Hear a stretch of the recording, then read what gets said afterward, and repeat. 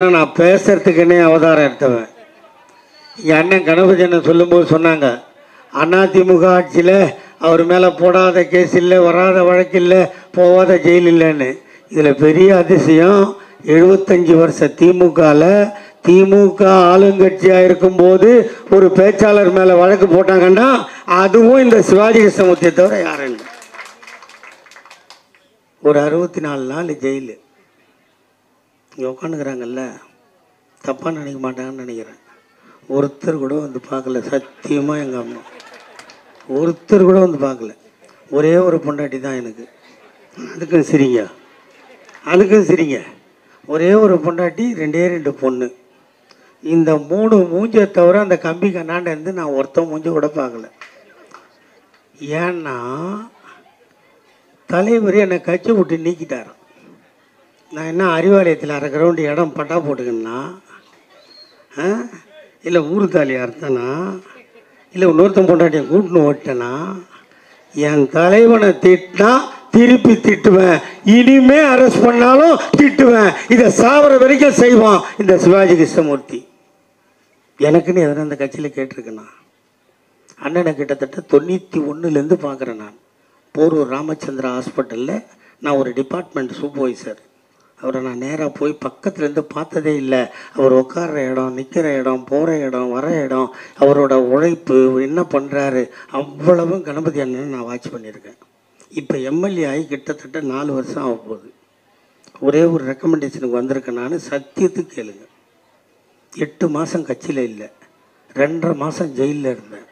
சோறு இல்லை, வாழ வீடு இல்லை, ஆனாலும் யார்கிட்டையும் வரமாட்டான்.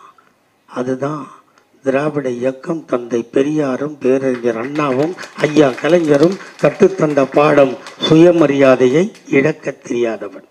அதனால் என்னை அப்பாவி என்றோ அறியாதவன் என்றோ யார் சொன்னாலும் அதை பற்றி கவலைப்பட மாட்டேன். இந்த இயக்கம் பெரிது. ஒருவேளை நீங்கள் கேட்கலாம், உனக்கு தான் எதுவுமே இல்லையே, ஏன்டா இப்படி கத்துறேன்னு கேட்கலாம். இல்லை, இந்த இயக்கம் இருந்தால்தான் இந்த மக்கள் வாழ முடியும். இல்லை என்றால் நீங்கள் எல்லோரும் செத்து போவீர்கள். எனக்கு சுயநலம் இல்லை, இந்த இயக்கத்தால் வாழ வேண்டும் என்ற எண்ணம் இல்லை. தாய்ப்பால் சுத்தமானது, அதை விட இந்த கட்சியை நான் நேசிப்பது அதை விட சுத்தமாக. ஏனென்றால் உங்கள் முன்னால் நிற்கிறேனே, என் தங்கை பாரதி என்று நினைக்கிறேன். பேசினால் நான் மாநகராட்சி மன்ற உறுப்பினர், நான் ஒரு பள்ளியின் ஆசிரியை. ஒரு காலத்தில் இந்த பகுதியில் தண்ணி தேங்கி இருந்தது. 2 குழந்தையை 2 அக்கத்தில் தூக்கி கொண்டு செறிந்தேன். ஆனால் நான் பட்டதாரி என்று சொன்னான். அந்த பட்டத்தை வாங்க நான் பட்ட பாடு, இதோ என் கைகளை பாருங்கள், 2 விரல்கள் இருக்காது. என் காலை பாருங்கள், காலில் காயம் இருக்கும். என் வயிற்றை பாருங்கள், காயம் இருக்கும். ஏனென்றால் 7 பிள்ளைகளை பட்டு போட்டு விட்டான் எங்கள் அப்பன் பாவி. அந்த அப்பன் யார் தெரியுமா? என்னை பெற்றவன். நாட்டுக்காக போராடி, தெருக்கூத்தாடி, அதில் பாடி, அரஸ்டாகி, ஜெயிலுக்கு போய், ஜெயிலில் இருந்து வந்தவுடன் அதற்கு அரசாங்கம் சன்மானம் கொடுக்கிறது. நீங்கள் நாட்டுக்காக உழைத்தீர்கள், பென்ஷன் ஃபார்மை பில்லப் பண்ணி தாருங்கள் என்று சொன்னபோது என்னை பற்றி என் தந்தை சொன்னான், நாட்டுக்காக உழைத்தேன், கூலி வாங்க விரும்பவில்லை என்று எழுதி கொடுத்த ஒரு சுதந்திர போராட்ட தியாகியின் மகன். இல்லை அமமுகன்னா எனக்கு கீழேருந்து மேலே வரைக்கும் எரிஞ்சுது. ஏன்னா நான் ஆர்கே நகர் தொகுதிக்காரன். உலகத்தில் அவனை மாதிரி திருட்டு தில்லாலங்கடி பாடுங்களை எங்கேயும் பார்க்க முடியாது. தில்லாலங்கடி 1ஆம் நம்பர் பாடுங்க இங்கே வந்தானுங்க சார். இதில் இங்கேயாவது கொஞ்சம் நீங்கள் கொஞ்சம் மெச்சூரிட்டியாக இருப்பீங்க. அந்த வடசென்னையில் பார்த்தீங்கன்னா வத்தி குச்சிக்கு மருந்து வைக்கிறது, எலிப்பட்டி செய்கிறது, சுவிட்ச் பாக்ஸ் செய்கிறது, சோபா செய்கிறது, ஆம்பளையிலேருந்து பொம்பளையிலேருந்து குழந்தை வரைக்கும் செய்கிற ஒரு அப்பாவி ஜனங்க வாழற பகுதி ஆர்கே நகர் தொகுதி.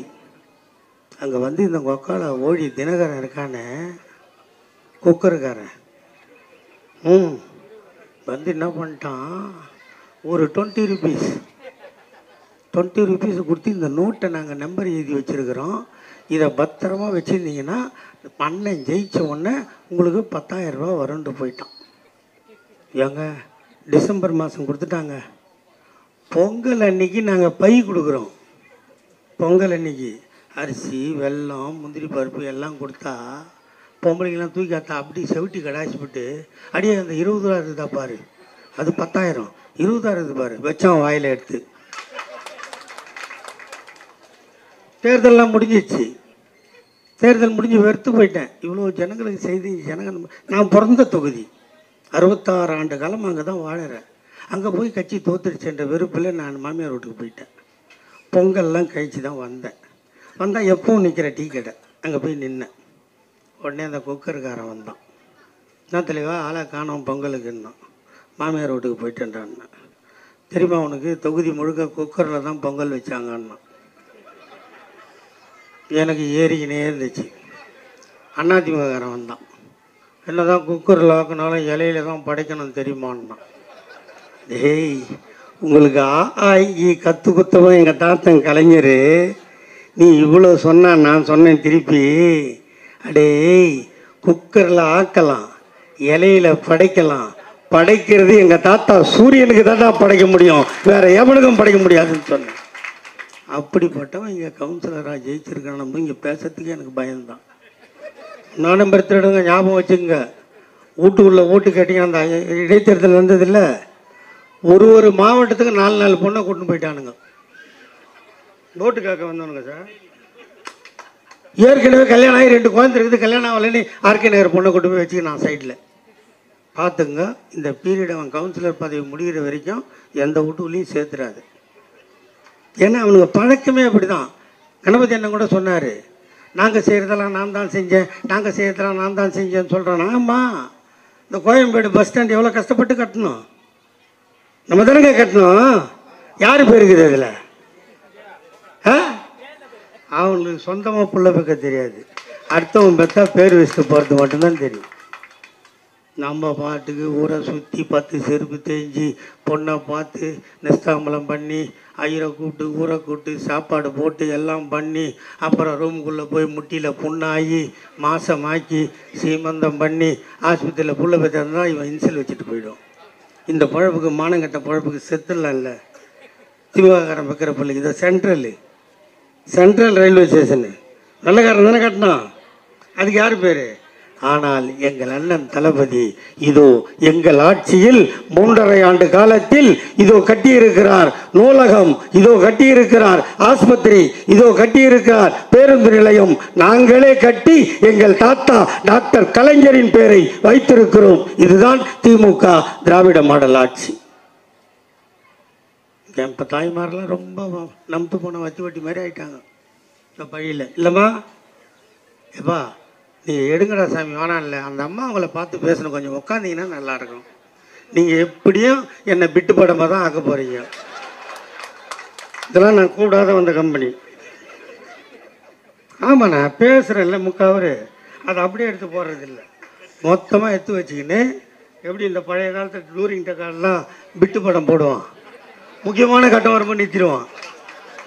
நம்மளால அவ்வளோ தூரம் வந்து விட்டானடான்னுவான். அந்த மாதிரி இவங்க நம்மளை எங்கெங்கெல்லாம் கட் பண்ணி வச்சு காட்ட முடியுமோ காட்டுறது. கொஞ்சம் உட்காந்திங்கப்பா கேமரா, நான் எங்கேயும் நவுந்தெல்லாம் போக மாட்டேன், இங்கே தான் நிற்பேன். நீங்கள் எவ்வளோ காலமாக என்ன பார்க்குறீங்க, எப்படிலாம் வெட்டி போடுறீங்க. நான் என்ன ஆனாலும் எவ்வளோதான் பெரட்டி என்னை வச்சாலும், கச்சை விட்டு 50 வாட்டி நீக்கினாலும் இந்த திமுக விட்டு போக மாட்டான் இந்த சிவாஜி கிருஷ்ணமூர்த்தி.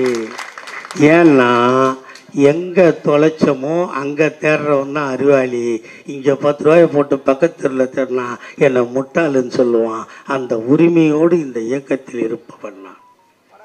எம்மா தாய்மாரே, இந்த ஆட்சி உங்களுக்கான ஆட்சி, எங்களுக்கெல்லாம் ஒன்றும் கிடையாது. இது உங்களுக்கான ஆட்சி. நீங்கள் ஆஃபீஸ் துடைக்க போவீங்க, சித்தாள் வேலைக்கு போவீங்க, ஆஃபீஸில் பெருக்கிற வேலைக்கு போவீங்க, எந்த வேலைக்கு போனாலும் சம்பளம் உண்டு. அந்த சம்பளத்தை வாங்கிட்டு வந்து யார்கிட்ட அம்மா கொடுப்பீங்க?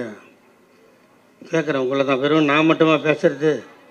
அம்மா நீங்களே வச்சுப்பேன், மாமியார் மாமனாரை கொண்டுட்டியோ?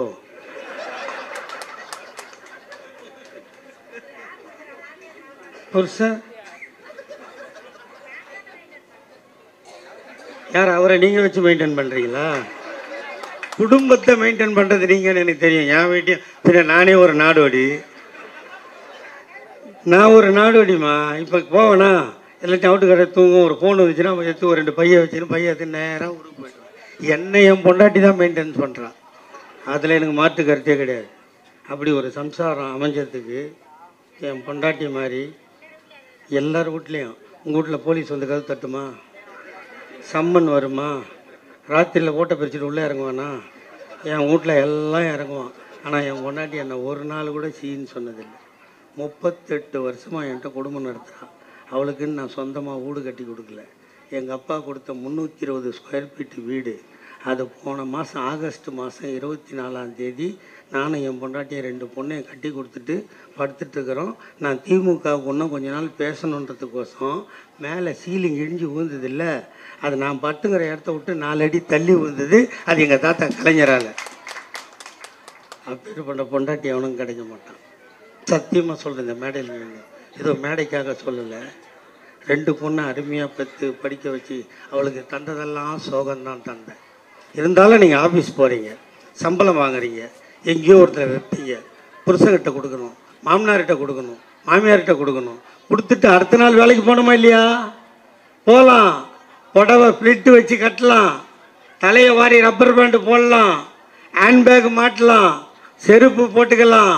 என்ன பண்ணோம் அடுத்து? அத்தான் பஸ்ஸுக்கு காசு கொடு கேட்டீங்கல்ல. ஆனால் நீங்கள் கேட்டதை பார்த்து உன்னை பெத்தவளும் கண்கலங்கினானோ இல்லையோ, எங்கள் அண்ணன் தளபதி கண்கலங்கினார், போட்டார் கையெழுத்து. இன்று முதல் நீங்கள் பஸ்ஸிலே பயணம் செய்யலாம், அது உங்கள் விடியல் பயணம். உடனே பார்த்தான் வீட்டில் இருக்கிற பொம்பளெல்லாம். வேலைக்கு போகிறவனுக்கு பஸ்ஸு என்னமாச்சு? எப்பா நம்பால் அந்த கருப்பு சோப்பு துண்டு போட்டவர் தான்ப்பா ஏதோ கலாய்க்கிறாரு. உட்காருப்பா, நீ உட்காரு, நான் பார்த்துக்கிறேன். கேட்கணும்னு நினச்சாங்கன்னா வாழ்ந்தாங்க, இல்லை நாசமாக போகணும்னு நினச்சா நம்ம என்ன பண்ண முடியும்? இந்த கட்சி அதுக்கு தான் இருக்குது. நான் தான் சொன்னேனே, இது மகளிருக்கான ஆட்சி. அடுத்து என்ன பண்ணா? பஸ்ஸு ஃப்ரீயாக விட்டாச்சு.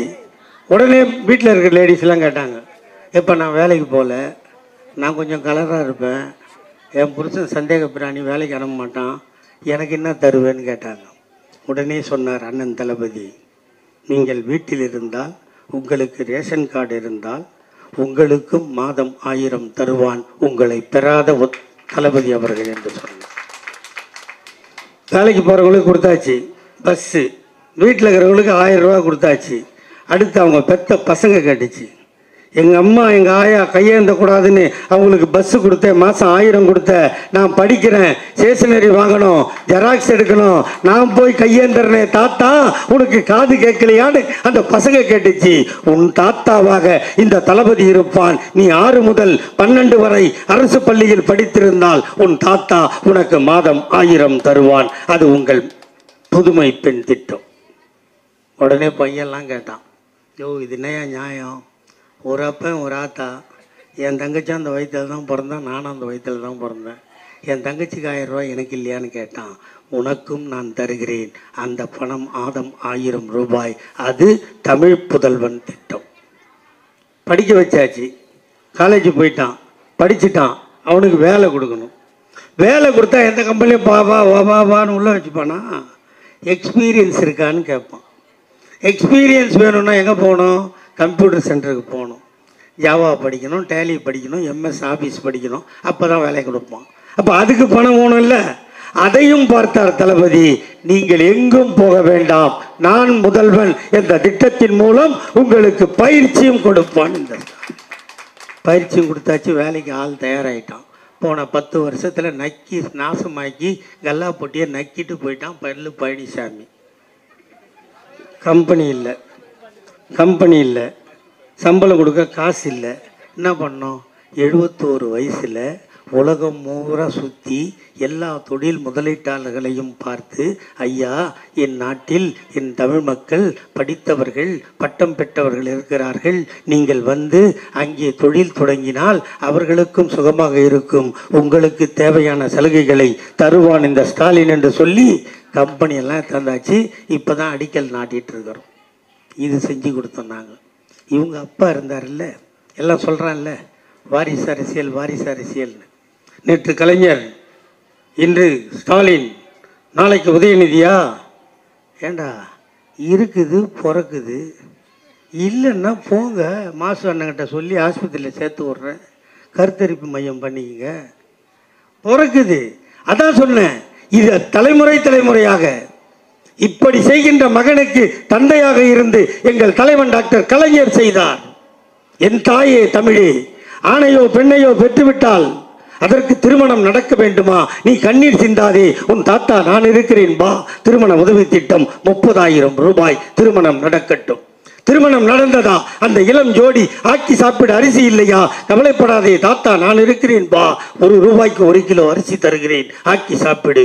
அந்த அரிசியை ஆக்கி சாப்பிட கேஸ் அடுப்பும் இல்லையா? கவலைப்படாதே தாத்தா நான் இருக்கிறேன் பா. இலவசமாய் கேஸ் அடுப்பும் கேஸும் தருகிறேன். சாப்பிட்டார்களா? வாழ்ந்தார்களா? பொழுது போகவில்லையா? கவலைப்படாதே தாத்தா நான் இருக்கிறேன் பா. இலவசமாய் வண்ண தொலைக்காட்சி பெட்டி தருகிறேன். சந்தோஷமாக வாழு. வாழ்ந்த காலத்தில் மணமகளை கர்ப்பமாக்கி விட்டானா? 7 மாதம் ஆகி போனதா? அவளுக்கு சத்தான உணவு இல்லையா? கணவன் வாங்கி தரவில்லையா? கவலைப்படாதே தாத்தா நான் இருக்கிறேன் பா.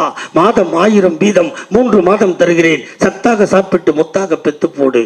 பெத்து போட்ட பிள்ளைக்கு பால் சுரக்கவில்லையா? சத்தான உணவு வாங்கி கொடுக்க கணவனுக்கு வக்கில்லையா? கவலைப்படாதே தாத்தா நான் இருக்கிறேன் பா. மீண்டும் 1000 வீதம் 3000 தருகிறேன். சத்தாக சாப்பிட்டு முத்தாக காப்பாற்று. காப்பாற்றிய பிள்ளை பள்ளிக்கு போக வேண்டுமா? ஸ்கூல் பீஸ் கட்ட பணம் இல்லையா? கவலைப்படாதே தாத்தா நான் இருக்கிறேன் பா. School fees free, uniform free, புத்தகம் ஃப்ரீ, புத்தகம் போடுகின்ற பையும் ஃப்ரீ, அவன் பஸ்ஸிலே போவதற்கு பஸ் பாஸும் ஃப்ரீ. பள்ளிக்கு போன பிள்ளை சவலையாக இருக்கிறானா? கவலைப்படாதே தாத்தா நான் இருக்கிறேன் பா. சத்துணவில் வாரம் 5 முட்டை தருகிறேன். அவன் முட்டை சாப்பிட மாட்டானா? அவனுக்கு வாழைப்பழம் தருகிறேன். படித்தானா? +1 போனானா? அவனுக்கு சைக்கிள் ஓட்ட தெரியுமா? உனக்கு சைக்கிள் வாங்கி கொடுக்க வக்கில்லையா? கவலைப்படாதே தாத்தா நான் இருக்கிறேன் பா. இலவசமாய் சைக்கிள் வாங்கி தருகிறேன். +1 +2 படித்தானா? அவன் கல்லூரிக்கு போக வேண்டுமா? அவன் தான் வீட்டில் முதல் கிராஜுவேட்டா? உன்னிடம் காசு இல்லையா? கவலைப்படாதே தாத்தா நான் இருக்கிறேன் பா. காலேஜ் ஃபீஸும் ஃப்ரீ. அவனும் காதலித்தானா? அவனுக்கும் திருமணம் நடந்தா? இப்படி கொடுத்து கொண்டே இருக்கிறேன். இப்படி பெத்து பெத்து பெத்து வயதாகி போனாயா? நீயும் கவலைப்படாதே தாத்தா நான் இருக்கிறேன் பா. மாதம் 750 ரூபாய் பென்ஷன் தருகிறேன். 58 வயது ஆகி போனதா? இலவசமாய் பஸ் பாஸ் தருகிறேன். பேரனை பார், பேத்தியை பார், சந்தோஷமாக வாழு. காலம் கெட்டு போனதா? நீ சிக்காகி போனாயா? ஆஸ்பத்திரிக்கு போக ஆட்டோவிற்கு பணம் இல்லையா? கவலைப்படாதே தாத்தா நான் விட்ட 108 ஆம்புலன்ஸை கூப்பிடு. இலவசமாய் போ, ஆஸ்பத்திரிக்கு போ, வைத்தியம் பார். வைத்தியன் பணம் கேட்கிறானா? கவலைப்படாதே தாத்தா நான் கொடுத்த கலைஞர் காப்பீட்டு அட்டையை காட்டு. 1 லட்சம் ஃப்ரீ. வைத்தியம் பார், வீட்டுக்கு வா. காலம் கெட்டு போனதா? நீ செத்து போனாயா? உன் பிணத்தை தூக்க 4 பேர் இல்லையா? தன்மானம் தடுக்கிறதா? தாத்தா நான் போட்ட சட்டம் மார்ச்சரி வேணும் ஃப்ரீ. பார்த்தாயா? அழுதாயா? கொசு கடிக்கிறதா? ஈ மொய்க்கிறதா? கவலைப்படாதே தாத்தா நான் போட்ட சட்டம் ஃப்ரீசர் பாக்ஸும் ஃப்ரீ. பார்த்தாயா? அழுதாயா? சுடுகாடு போனாயா? புதைக்க வேண்டுமா? கொளுத்த வேண்டுமா? தாத்தா நான் போட்ட சட்டம் புதைப்பதும் ஃப்ரீ, கொளுத்துவதும் ஃப்ரீ. வீட்டுக்கு வந்தாயா? டெத் சர்டிஃபிகேட் வேண்டுமா? தாத்தா நான் போட்ட சட்டம் டெத் சர்டிஃபிகேட்டும் ஃப்ரீ, பர்த் சர்டிஃபிகேட்டும் ஃப்ரீ. இப்படி கருவறை முதல் கல்லறை வரை இலவசங்களை வாரி வழங்கிய ஒரே முதல்வர் எங்கள் தாத்தா டாக்டர் கலைஞர். உங்க தாத்தா எவனா சொல்லுங்கடா பார்க்கலாம்,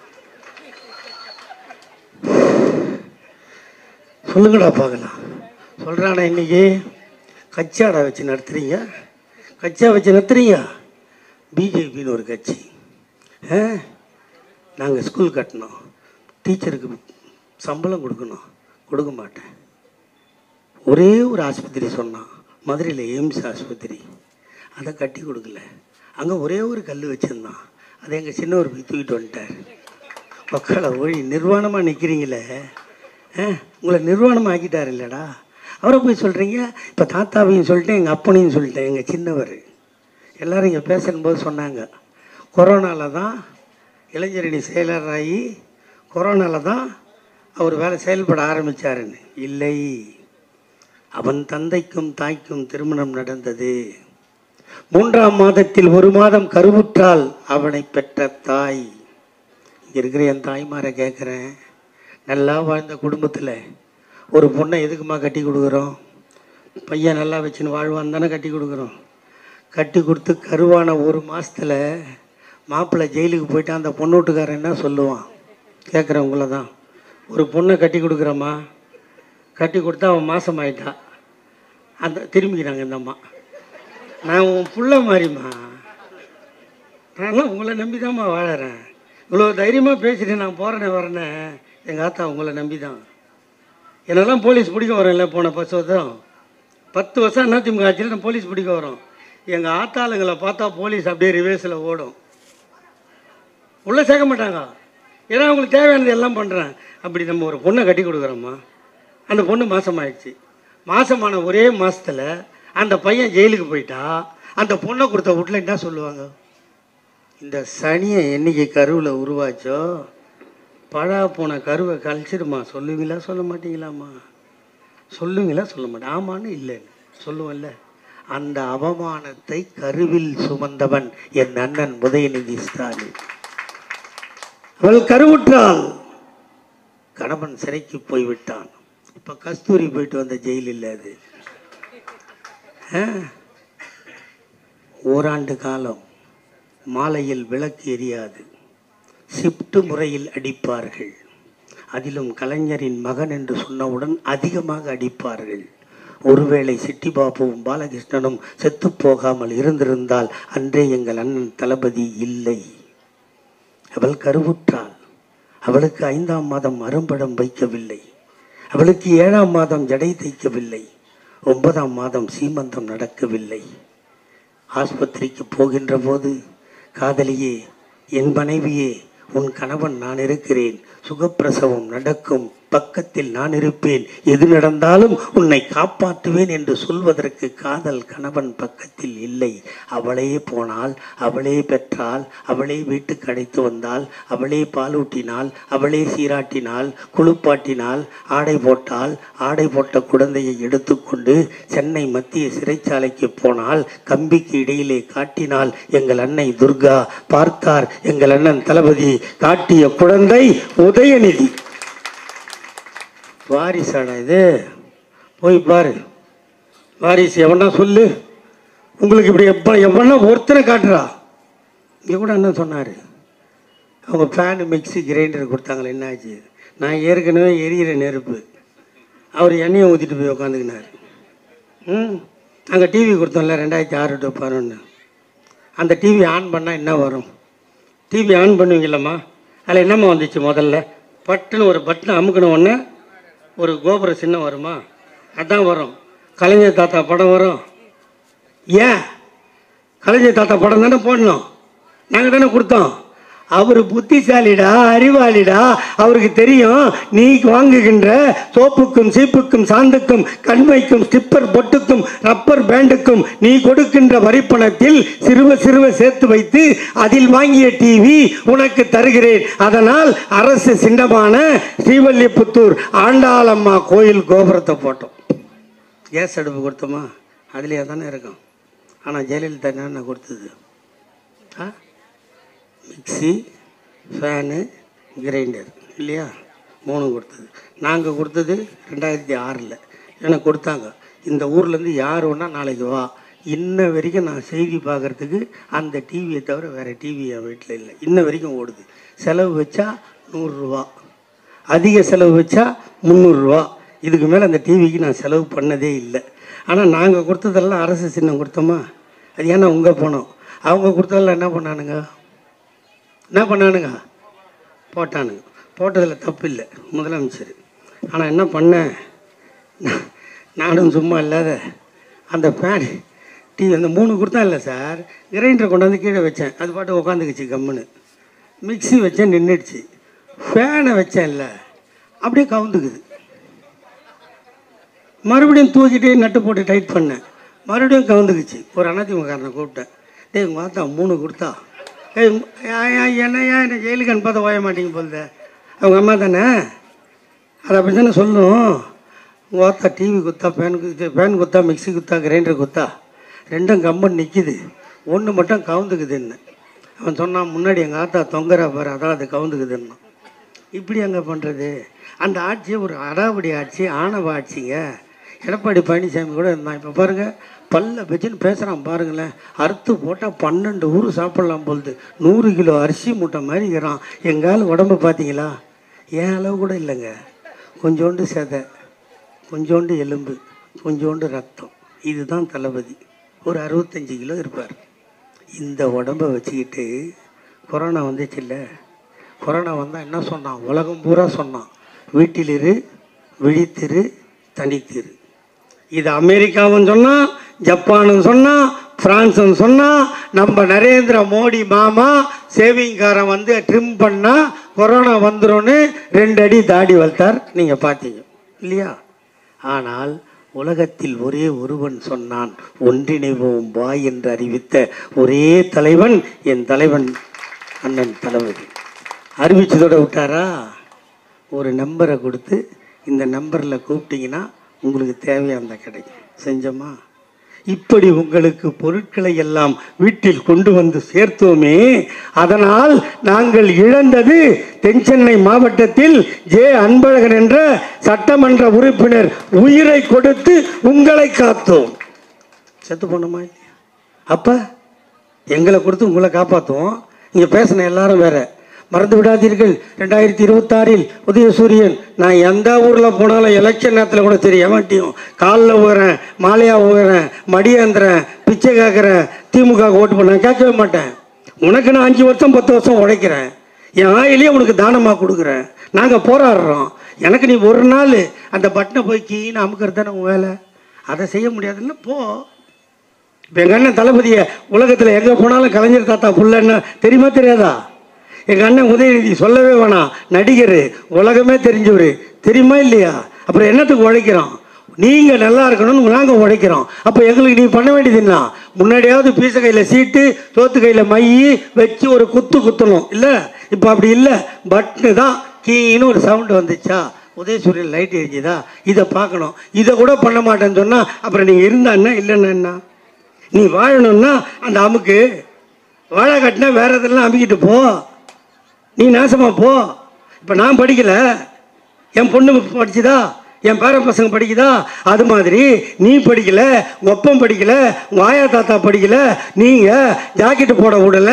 நீங்க ஜாக்கெட்டு போடணும்னா வரி கட்டுன்னு சொன்னா, நீ இளம் வயசுல கல்யாணம் ஆன அடுத்த நாளே புருஷன் செத்துட்டா உன்னை தூக்கி நெருப்புல போடுன்னு சொன்னா, அதுக்கப்புறம் நீ வெள்ளை சேலை கட்டு, மூலையில உட்காரு, மறு கல்யாணம் பண்ணக்கூடாது, எனக்கு என்ன வேலை, நான் படிக்கணுமா, படிக்கக்கூடாது, ஆபீஸ் போனோமா, ஆபீஸ் போகக்கூடாது, அப்போ பொம்பளைக்கு என்ன வேலை, புருஷன் கூப்பிடும் போதெல்லாம் படு, கேட்கும் போதெல்லாம் பெத்து போடு. இதான சொன்னான்,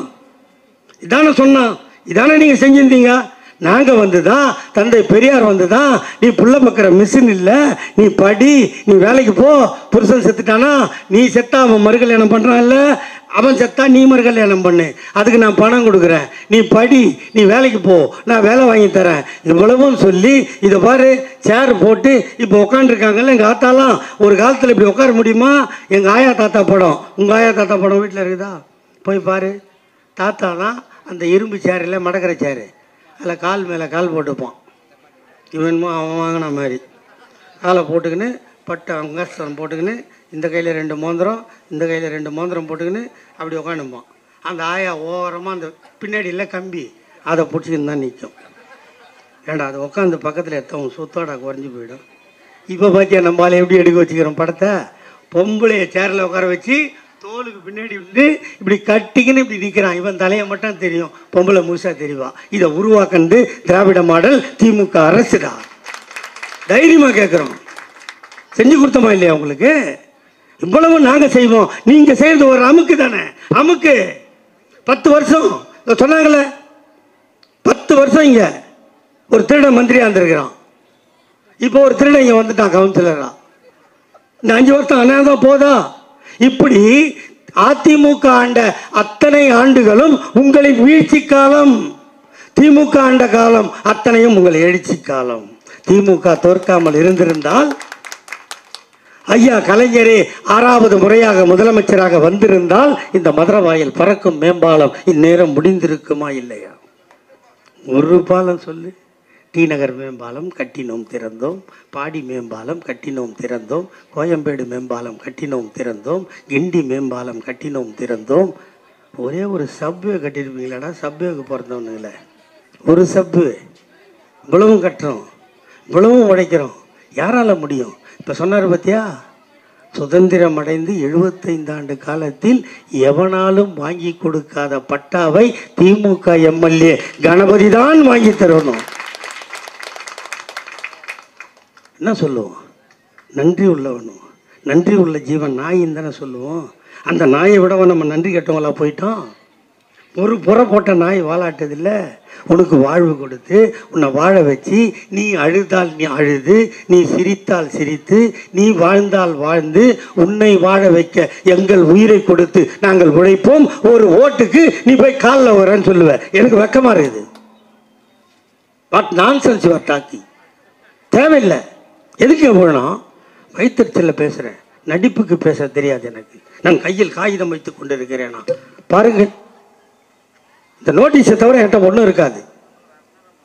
கிட்டத்தட்ட 66 ஆண்டு காலத்தில் 56 ஆண்டு காலம் பேசிக்கொண்டிருக்கிறேன். இதுவரை எனக்கு ஞாபக சக்தி வீணாக போனதில்லை. ஆனால் இனிமேல் போகும் என்று நான் நம்புகிறேன். வயது கூடிக்கொண்டே போகிறது. நான் என்ன கலைஞர் தாத்தாவா? வயது ஏற ஏற ஏற மூளை வேலை செய்வதற்கு உலகத்தில் அவன் அதிசயப்பிறவி. அந்த அதிசயப்பிறவி போல் இன்னொருவன் பிறக்கப் போவதில்லை. ராமச்சந்திரா மருத்துவமனையில் முதுகுவலி ஆப்ரேஷன் நடக்கிறது. முடிந்து தண்ணீர் கூட குடிக்காமல் எனக்கு எவ்வளவு செலவானது என்று கேட்டார். அதிசயித்து போறார். உடனே அதிகாரிகளை கூப்பிட்டு, நான் முதலமைச்சர், இந்த நாட்டின் முதல்வர், எனக்கு வந்தது இவ்வளவு செலவு செய்தீர்கள், இது என் ஏழை தாய்மார்களுக்கு வந்தால் என்ன செய்வதென்று ஆம்புலன்ஸில் போய் அரசு அலுவலகத்தில் கையெழுத்து போட்டார். அதனால் கலைஞர் காப்பீட்டு அட்டை என்பதை நீங்கள் மறந்துவிடக்கூடாது. எங்களுக்கு குடும்பம் இருக்கிறது, குடும்பம் இருக்கிறது. குடும்பம் இருப்பதால் தான் 1 முதல் 5 வரை பள்ளிகளுக்கு வாத்தியாராக ஆம்பளை இருக்கக்கூடாது, பொம்பளைன்னு போட்ட ஒரே ஆட்சி திமுக ஆட்சி தானே. 1ஆம் கிளாஸ்லேருந்து 5ஆம் கிளாஸ் வரைக்கும் லேடிஸ் டீச்சர் தான் இருக்கணும். இந்த நாட்டில் எவ்வளோ பேர் முதலமைச்சராக இருந்தான், என் தாத்தா கலைஞர் உட்பட. ஆனால் எங்கள் அண்ணன் தளபதி முதலமைச்சராக வந்ததற்கு பின்னால் நான் போகும் வழிகளில் எனக்கு பாதுகாப்பாக நிற்பதற்கு பெண் போலீஸை நிறுத்தக்கூடாது சொன்ன ஒரே முதல்வர் எங்கள் அண்ணன் தான். ஏன் தெரியுமா? அவருக்கும் ஒரு பொண்ணு இருக்குது. குடும்பம் கொடுத்தனும் இருந்தால் தாண்டா அந்த குடும்பம் கொடுத்தனத்தை பற்றி தெரியும். ஒரு குடும்பம் கொடுத்தனும் இல்லாத பரதேசி கொண்டாந்து டெல்லியில் உட்கார வச்சுட்டு தான் நாங்கள் கேட்கறதுக்கெல்லாம் பைசா கொடுக்க மாட்டேன்றான். செத்து போனாலும் காசு கொடுக்க மாட்டேன்றான். அதுக்கு 2 காவி குடி எடுத்துக்கின்னு இங்கே எச்சக்கலை நாய் இங்கே திரியிறான். இப்படிலாம் நான் பேசினா நாங்கள் சாமிக்கு விரோதி. இங்கே பாடுற கூட்டத்துக்கு தலைமை தாங்கிறதே ஐயப்ப சாமிடா. பேசிட்டு இருக்கிற நான் நெத்தியில் வச்சுக்கிறது ஆஞ்சநேயர் சாமிடா. சாமி அங்கே நாங்கள் விரோதி இல்லை. சாமி பேரை வச்சு எங்களை ஏமாத்தாதன்றோம். மனநிறைவுக்கு சாமி தப்பு இல்லை. எனக்கு இந்த பொட்டு எப்படி வந்து தெரியுமா? உனக்கு ஜெயலலிதா ஆட்சிக்கு வந்துடுச்சு. கூட்டத்துக்கு போயிட்டு வீட்டுக்கு வரணும்னு எங்கள் அம்மாவுக்கு தெரியாது. அப்போ எங்கள் அம்மா இருக்குது. அது கூப்பிட்டு டக்குன்னு இந்த பொட்டை வச்சுது. ஏம்மா இதெல்லாம் நான் வச்சுக்க மாட்டேம்மா. நைனா உனக்கு நம்பிக்கை இருக்குதோ இல்லையோ வச்சுக்கோ, இதை வச்சுக்கினா ஆஞ்சநேயர் உன்னை பத்திரமா ஏபிடி பார்சல் சர்வீஸ் மாதிரி தந்து விட்டுருவாருன்னு நான் நம்புறேன். எங்கள் அம்மா சேர்த்துருச்சு, நான் பொட்டை வச்சுக்கிறேன். அதனால் நான் சொல்ல வருவது உங்களை இதற்கு மேல் நான் காக்க விரும்பவில்லை. 1/4 மணி நேரம்னு வட்ட செயலாளர் சொன்னார். நான் 35 நிமிஷம் என் திறமையால் கட்டி போட்டேன். இன்னும் 2 மணி நேரம் என்னால் பேச முடியும். ஆனால் பாவம் தாய்மார்கள், அவர்களுக்கும் குடும்பம் இருக்கிறது, கணவன்மார்கள் இருக்கிறார்கள். சாதாரண கணவன்மார்களாக இருந்தால் சமாளித்து விடலாம். கொஞ்சம் எக்ஸ்ட்ரா சுதி ஏற்றுறவராக இருந்தாருன்னா அவர் ஒன்றும் ரகலெல்லாம் விடுவார். அவர்களையும் மாற்ற வேண்டிய கட்டாயம் திமுகவுக்கு தான் இருக்குது. அதையும் மாற்றி தருவோம்.